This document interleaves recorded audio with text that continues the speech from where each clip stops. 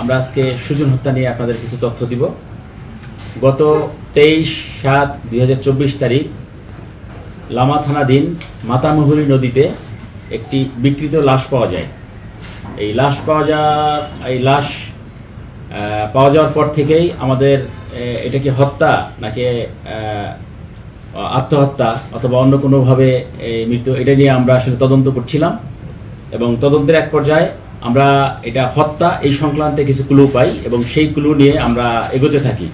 গোয়েন্দা তথ্য সংগ্রহ করি, বিভিন্ন জায়গা থেকে খোঁজখবর নেই এবং এই লাশ কার এই জন্য আমরা বিভিন্ন জায়গায় মাইকিং করি, আমাদের থানাগুলোতে আমরা মেসেজ দেই এই লাশ আইডেন্টিফাই করার জন্যে।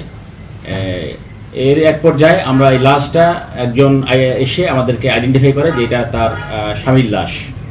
তো আমরা লাশ তারপরে আমাদের আইনি প্রক্রিয়া শেষে আমরা লাশ হ্যান্ডওভার করি এবং আমাদের তদন্ত প্রক্রিয়া চলতে থাকে এবং তদন্তের এক পর্যায়ে আমরা জানতে পারি যেই মহিলা অর্থাৎ ভিকটিমের ওয়াইফ নূরবানু, তিনি তার একজনের সাথে পরকীয়া করতেন যার নাম হলো মোহাম্মদ হানিফ, তার বাড়ি হলো আপনার চকরিয়া।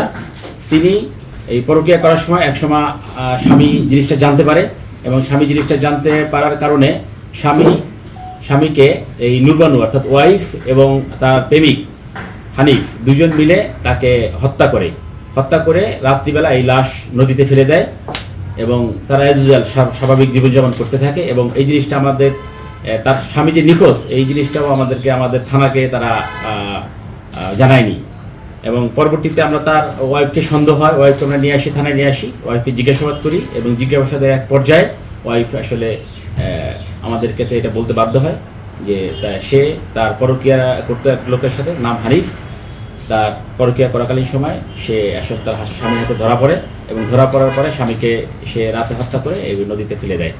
তো এই তদন্তের মাধ্যমে আমাদের যে তদন্তকারী কর্মকর্তা লামার, তারা একটা জিনিস উদ্ঘাটন করছে, একেবারে একটা ক্লুলেস মার্ডার ছিল, নদীতে পাওয়া লাশ এবং লাশও বিকৃত, লাশ কার এটাও বোঝা যাচ্ছিল না। আমরা একটা ক্লুলেস একটা মার্ডারের একটা সুরাহা হইল।